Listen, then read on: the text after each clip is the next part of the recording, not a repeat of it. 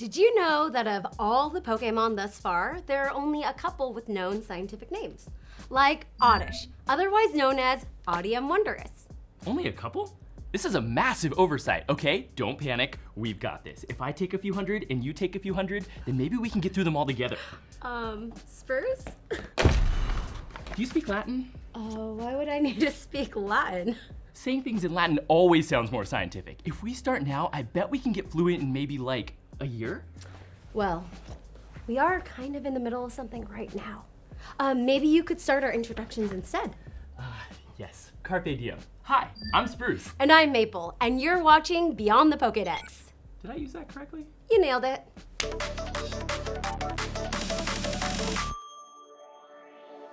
In Beyond the Pokédex, we talk about what makes each Pokémon unique, from 1 to 1,000 and beyond. Today we're talking about number 43, Oddish. Or, as it's known scientifically, Odium Wondrous. Sounds like a magic spell, and Oddish is pretty magical. From video games to animation to the Pokemon trading card game and beyond, the weed Pokemon has such an exciting history. Don't let the word weed fool you. This bulb is no pest. Actually, there are a plethora of weeds that serve a beneficial purpose to the environment. Take, for example, wild mustard, Brassicaceae. Remember, we are kind of in the middle of something. Right, Oddish. Let's take it from the beginning. We first met the grass and poison type Oddish in 1996 with the release of Pokemon Red and Pokemon Green, although it was a little more difficult to acquire in the latter. And of course, Pokemon Red and Pokemon Blue came out in North America in 1998 with a boom. In Pokemon Red, you can catch Oddish on routes 5, 6, 7, 24, and 25. Covers a lot of ground. But if you played Pokemon Blue, you weren't gonna find any Oddish roaming around those parts. I had to beg my friend Balsam to trade with me. I was always a big fan of Oddish's signature move, Petal Dance. A classic. In the first generation, Petal Dance dealt damage for 3 to 4 turns. Then boom, your Pokemon is left confused. Every point of damage comes at a cost. I have to admit, that is unfortunate, but it is a poetic sounding attack. Right? Petal Dance. It always makes me picture an Oddish spinning gracefully in a meadow full of flowers. I'm having a hard time imagining that. Could you do it again? Like this? Yeah.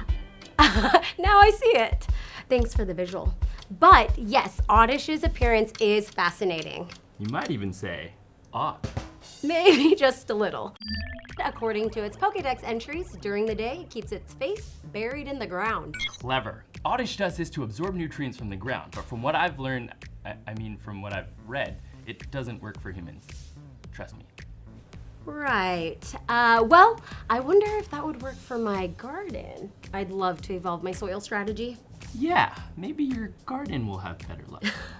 Did you know Oddish is nocturnal? Its Pokédex entries make it clear that Oddish sleeps during the day and wanders at night. Aha! That's probably where the Wondrous in Odium Wondrous comes from. Might be. But what really drove that point home for me is Oddish's art in the Pokemon trading card game. Jungle Expansion, Lost Origin. Oh yeah, I see what you mean. Right? Oddish first debuted in the Jungle Expansion and has typically appeared as a basic grass-type Pokemon ever since. While the different cards' art styles and settings are all unique, Oddish does seem to enjoy taking strolls at night, doesn't it?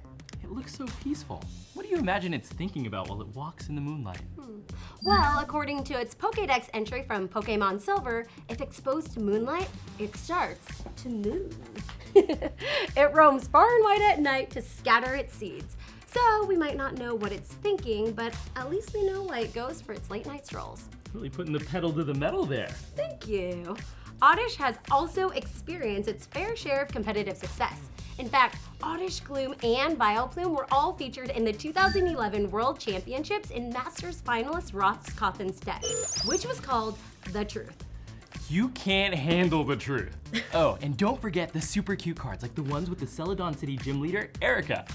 Of course, there are actually 3 different Erica's Oddish cards. 2 from the Gym Heroes expansion and 1 from the Gym Challenge expansion. So cool. Something else cool about Oddish is that it has a somewhat rare evolutionary trajectory. Most Pokemon that evolve follow a fairly straight path, assuming the necessary evolutionary conditions are met. Right. Charmander becomes Charmeleon becomes Charizard. And Bulbasaur becomes Ivysaur becomes Venusaur.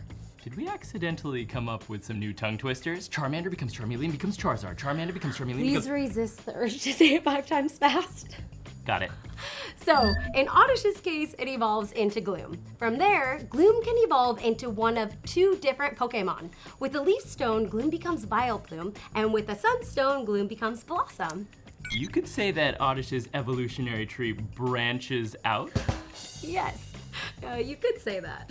What's really unique to me is that Oddish, Gloom, and Vileplume are all grass and poison type Pokemon, but Blossom, the flower Pokemon, is purely grass type. Also, when Pokemon evolve, we usually expect them to get bigger. Even though that isn't always the case, it certainly is the norm.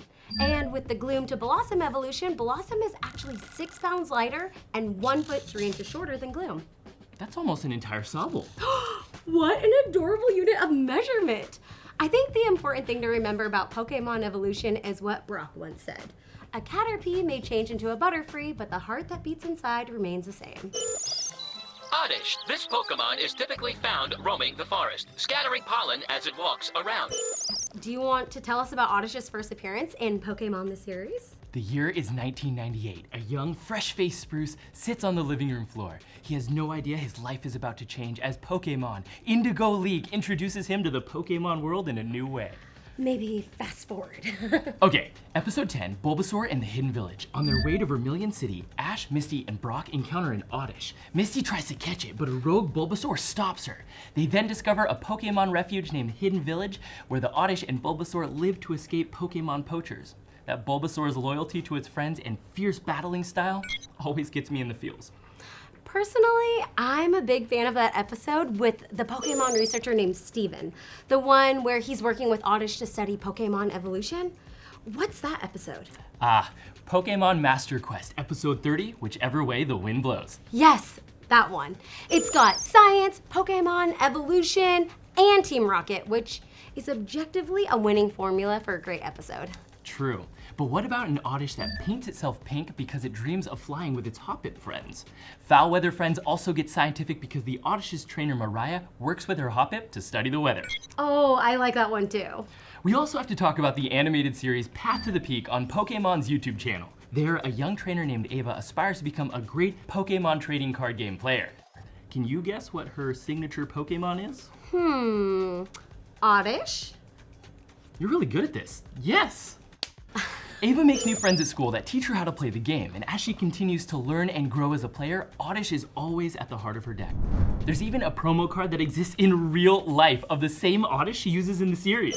The data is conclusive. There is an abundance of excellent animated Oddish content. Agreed. But before you segue out from the animated series, I just remembered one more Oddish appearance in the Poke Rap. I think it would be remiss if we didn't at least try to bring that to life for our fellow trainers. They'd probably rather we didn't.